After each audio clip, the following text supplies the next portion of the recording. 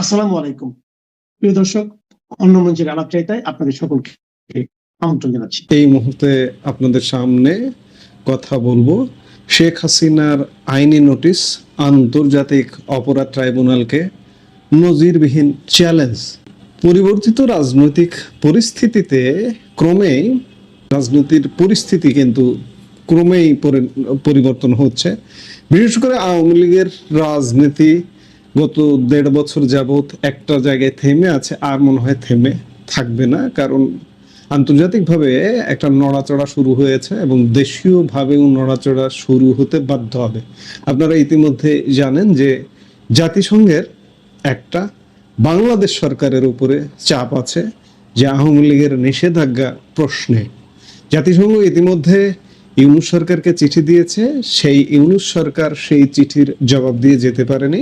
কিন্তু স্বাভাবিকভাবে আওয়ামী লীগের নিষেধাজ্ঞা থাকবে নাকি উঠবে বা কোন প্রক্রিয়ায় আওয়ামী লীগ চলবে, এগুলো নিয়ে জাতিসংঘকে 60 দিন সময়সীমার মধ্যে একটা জবাব দিতে হবে এবং যে সময়সীমাটা খুব কাছাকাছি চলে এসছে, খুব শীঘ্রই এর জবাব দিতে হবে। আর এরই মধ্যে আরেকটি নজিরবিহীন ঘটনা ঘটলো।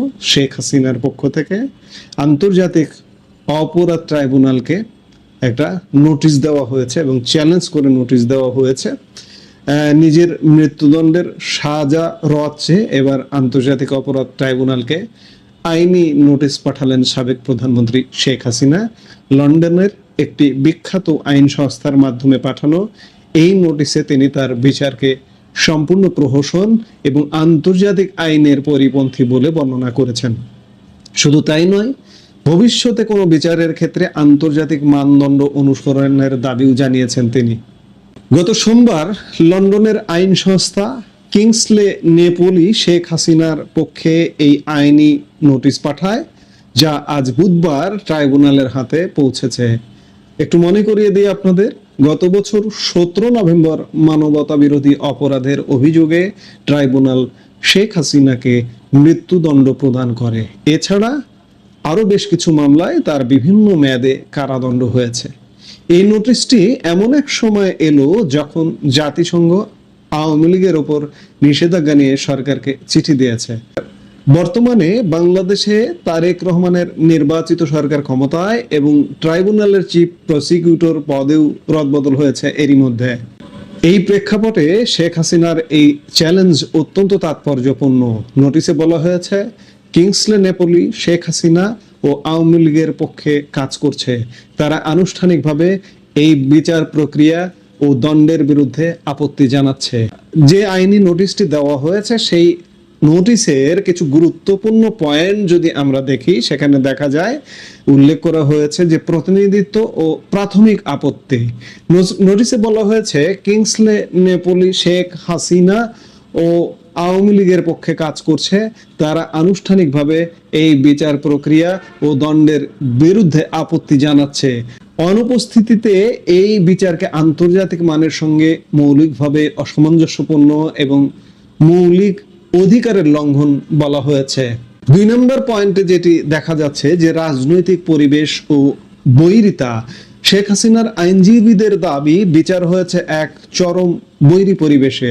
2025 সালের মে মাসে আওয়ামী লীগকে নিষিদ্ধ করা এবং দলটির সমর্থকদের উপর দমন পীড়ন ও আইনজীবীদের গ্রেপ্তারের ফলে ন্যায় বিচারের পরিবেশ ছিল না। 3 নম্বর, বিচার বিভাগ ও প্রসিকিউশনের নিরপেক্ষতা। নোটিশে বিচারক ও প্রসিকিউশনের স্বাধীনতা নিয়ে গুরুতর প্রশ্ন তোলা হয়েছে।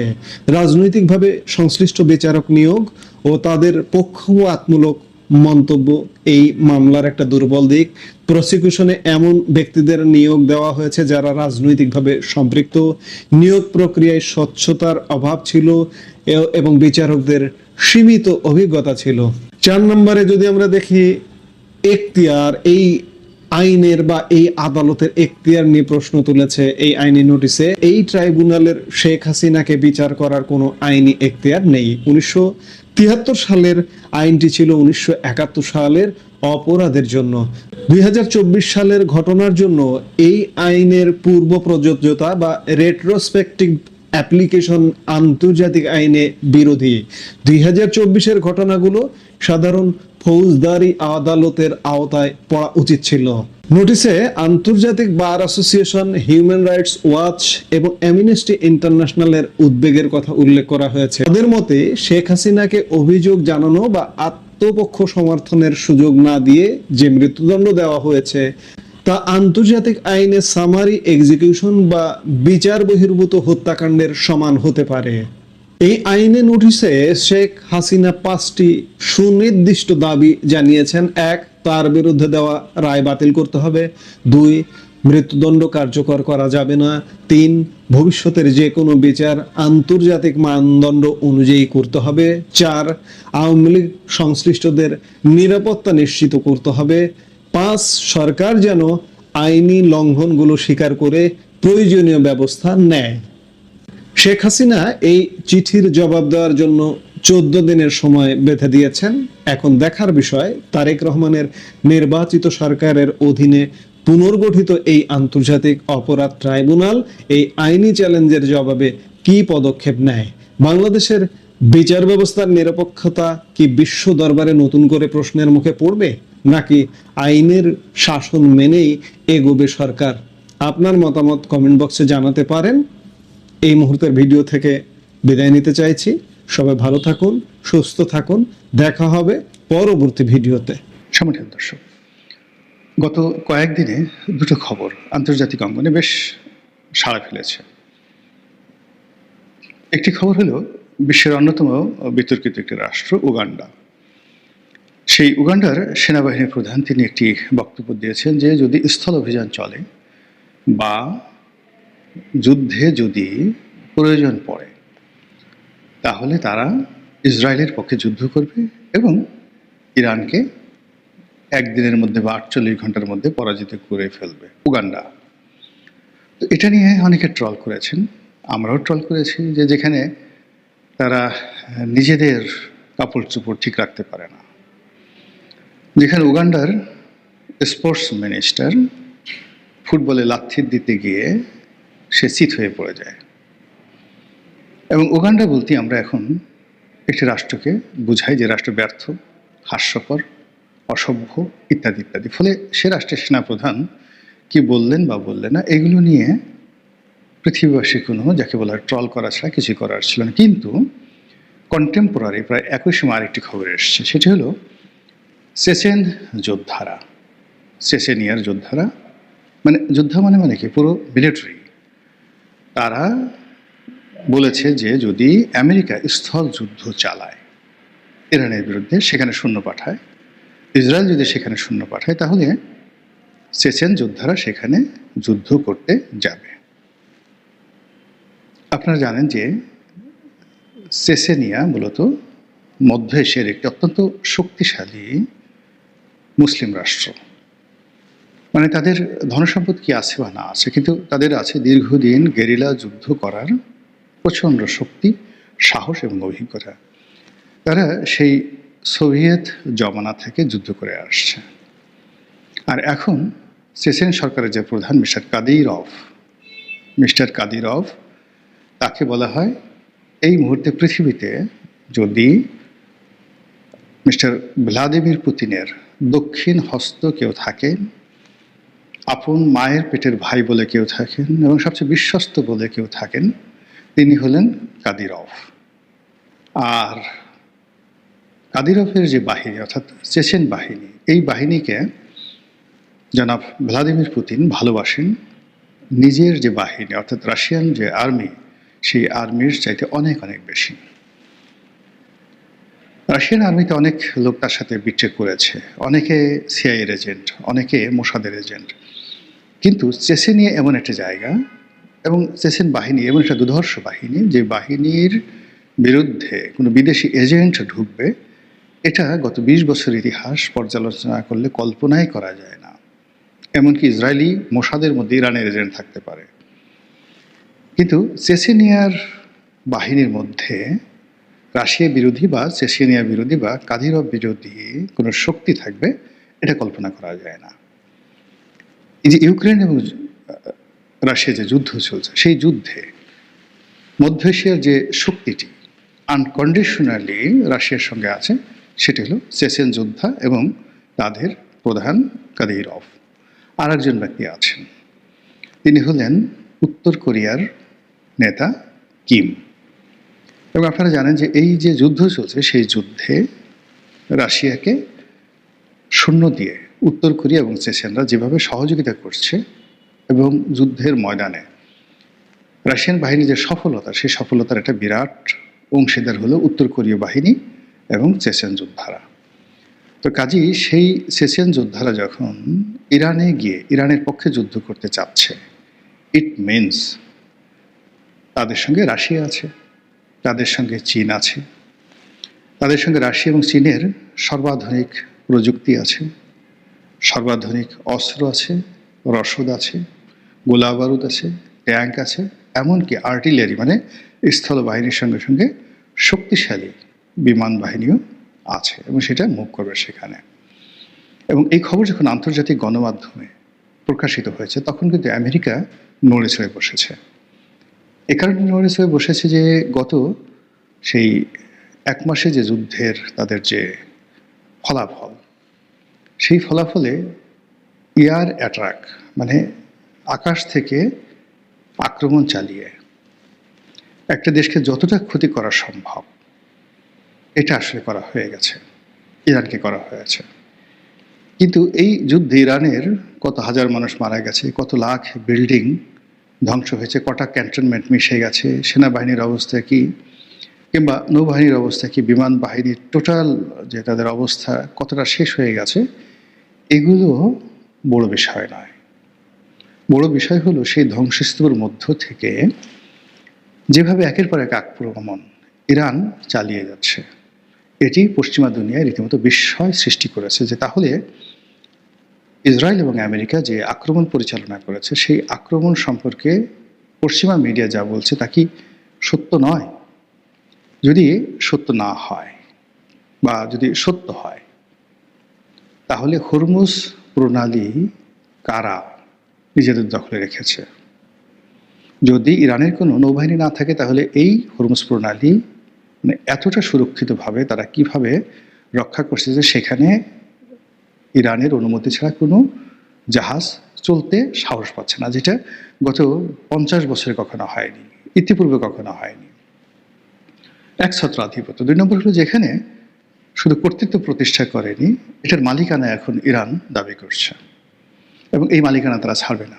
সুয়েজ খাল কিংবা অন্য যে সকল প্রণালী রয়েছে, যে প্রণালীর উপর ধরুন পানামা খাল, এর উপর বিভিন্ন দেশের যে কর্তৃত্ব রয়েছে এবং তারা যেভাবে লেভি আরোপ করে, শুল্ক আরোপ করে, একইভাবে হরমুজ প্রণালীর উপর ইরান যে শুল্ক আরোপ করেছে, এই শুল্ক তারা যদি আদায় করতে পারে, তাদের আসলে আর কিচ্ছু করা লাগবে না, তাদের কোনো তেল সম্পদ লাগবে না। সারা দুনিয়া যদি তাদেরকে সেই নিষেধাজ্ঞা দেয়, শুধুমাত্র এই হরমুজ প্রণালী ব্যবহার করে এখান থেকে যে তারা যে শুল্ক এবং কর পাবে, তার উপর ভিত্তি করে একটা রাষ্ট্র খুব অচিরে তারা দুবাই, সিঙ্গাপুর, কুয়েত, রিয়াদ এই ধরনের যে দেশ এবং এই ধরনের যে মেগা সিটিগুলো রয়েছে, সেই পর্যায়ে তারা ইস্পাহান, তেহরান থেকে শুরু করে অন্যান্য যে বড় বড় শহরগুলো রয়েছে, সেই শহরগুলো তারা গড়ে তুলতে পারবে হাইয়েস্ট 5 থেকে 7 বছরের মধ্যে এই ধ্বংসস্তূপের উপরে। এটা কি আমেরিকা বুঝে না? সেটা আমেরিকা বুঝে। বোঝার কারণে তারা সিদ্ধান্ত নিল যে এই যুদ্ধ যদি সমাপ্ত করতে হয়, তাহলে তাদেরকে ইরানে স্থল অভিযান চালাতে হবে। কিন্তু স্থল অভিযান তারা কিভাবে চালাবে? তারা তো তাদের যে সৈন্যবাহিনী, সেই সৈন্যবাহিনী ল্যান্ড করার জন্য কোনো ভূমি পাচ্ছে না, কোনো আরব রাষ্ট্র তাদেরকে ভূমি দিচ্ছে না, এমনকি ইসরায়েল তারাও বলছে না যে ইসরায়েলের যে ভূমিগুলো আছে বা যে বন্দরগুলো আছে, সেই বন্দরে আমেরিকান নৌবাহিনীগুলো বা বিমান বন্দরে আমেরিকান বিমানগুলো তারা এসে তাদের সৈন্যগুলো ইসরায়েলে নামবে, এরপর এখান থেকে তারা সরাসরি অন্য যে কোনো মাধ্যমে তারা অন্য দেশে যাবে। তো কাজেই এটা ইসরায়েল রাজি হচ্ছে না। অন্যদিকে তাদের যে সকল প্রায় 20টির মতো ঘাঁটি ছিল, প্রত্যেকটা ঘাঁটি ভেঙে চুরে তছনছ করে দিয়েছে যে ওখানে একটা এখন মানুষ তো দূরের কথা, কোনো পশু পাখিও সেখান থেকে ওঠে না। তাহলে ইরানের যে স্থল অভিযান তারা কিভাবে চালাবে?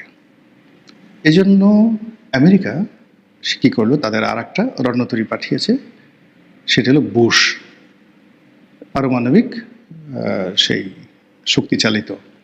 কিন্তু এই যে পারমাণবিক শক্তিচালিত আরেকটা যুদ্ধজাহাজ তারা পাঠিয়েছে, এটা এর আগে যে দুটো যুদ্ধজাহাজ জেরাল্ড ফোর্ড এবং আব্রাহাম লিঙ্কন, আকার আকৃতিতে এবং প্রসিদ্ধিতে সেই দুটো যুদ্ধজাহাজ অনেক বড় ছিল। কিন্তু ইরানি আক্রমণে এই দুটো জাহাজ এতটা ক্ষতিগ্রস্ত হয়েছে যে তারা প্রাণভয়ে সবাই ভূমধ্য সাগর এলাকা ত্যাগ করেছে। এবং এই যুদ্ধজাহাজ দুটি এতটা ক্ষতিগ্রস্ত হয়েছে যে এগুলো আবার আগামীতে কমিশনিং করা যাবে কিনা, অর্থাৎ আবার নামানো যাবে কিনা, এটা নিয়ে সন্দেহ দেখা দিয়েছে এবং আমেরিকার নৌবাহিনীর মনোবল ভেঙে চুরমার হয়ে গেছে। তো সেক্ষেত্রে যদি বুশ নামক যে পরমাণু চালিত যুদ্ধজাহাজ আসে বা এরকম আরও 10টা জাহাজ আসে, তাতে ইরান ভয় পাবে না, বরং আমেরিকার ভয় যে নতুন যে যুদ্ধজাহাজগুলো পাঠানো হচ্ছে সেই যুদ্ধজাহাজের পরিণতি আগের আব্রাহাম লিঙ্কন বা জেরাল্ড ফোর্ডের মতো হয় কিনা, এগুলো এক। দ্বিতীয়ত হলো যে ইরানের একটা দ্বীপ আছে, খারক দ্বীপ, যেখানে তেল থেকে শুরু করে সব কিছুর যে পাইপলাইন, ইরানের যে পাইপলাইন, এটা একটা সেন্ট্রাল সুইচ রয়েছে সেখানে, অত্যন্ত কৌশলগতভাবে গুরুত্বপূর্ণ একটি দ্বীপ।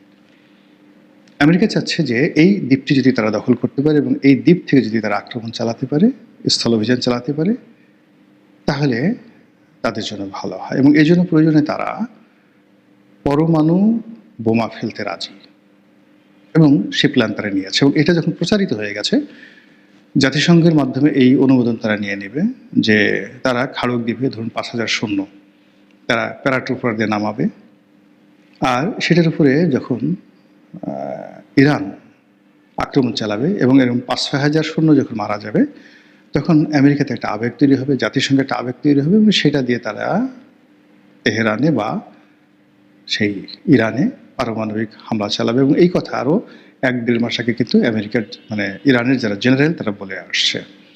কিন্তু এটা নিয়ে ইরানের কোনো মাথা ব্যথা নেই, কোনো মাথা ব্যথা নেই। তারা বরং চ্যালেঞ্জ জানিয়েছে যে তোমরা পরমাণু বোমা হামলা করো, তোমরা পারলে খাড়ক দ্বীপ অধিকার করো, পারলে স্থল অভিযান চালাও, আমরা বসে আছি, উই আর ইনভাইটিং ইউ।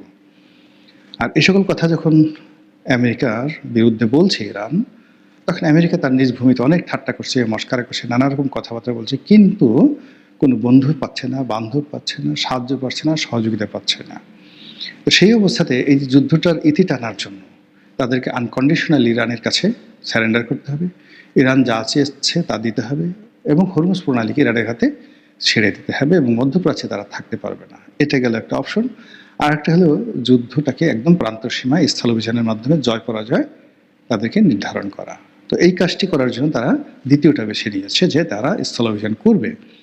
কিন্তু এটার প্রেক্ষিতে যখন সেই চেচেন যোদ্ধাদের হুমকি আসলো এবং একই সঙ্গে আমরা বিভিন্ন ফটো কাটে দেখেছি যে উত্তর কোরিয়াও প্রতিক্রিয়া দেখিয়েছে যে এরকম যদি হয় তাহলে তারা সরাসরি আমেরিকাতে ক্ষেপণাস্ত্র হামলা চালাবে, দূরপাল্লার ক্ষেপণাস্ত্র চালাবে।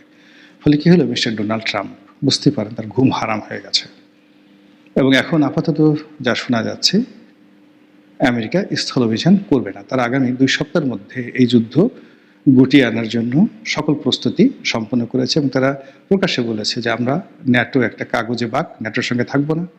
ইউরোপ বেইমান, আমাদের কথা শুনেনি, তারা কিভাবে মধ্যপ্রাচ্য থেকে তেল আনবে এটা আমাদের ব্যাপার না, তারা হরমুজ প্রণালী থেকে কিভাবে তেল পাবে এটা তাদের ব্যাপার, আমরা এগুলোর মধ্যে আর বাড়াবাড়ি নেই। এবং যারা আমেরিকার বন্ধু তাদেরকে বলছে আমাদের দেশে পর্যাপ্ত তেল আছে, আমাদের মধ্যপ্রাচ্যের তেল দরকার নেই, তোমাদের যাদের তেল দরকার তোমরা আমাদের কাছ থেকে তেল গ্যাস কিনো।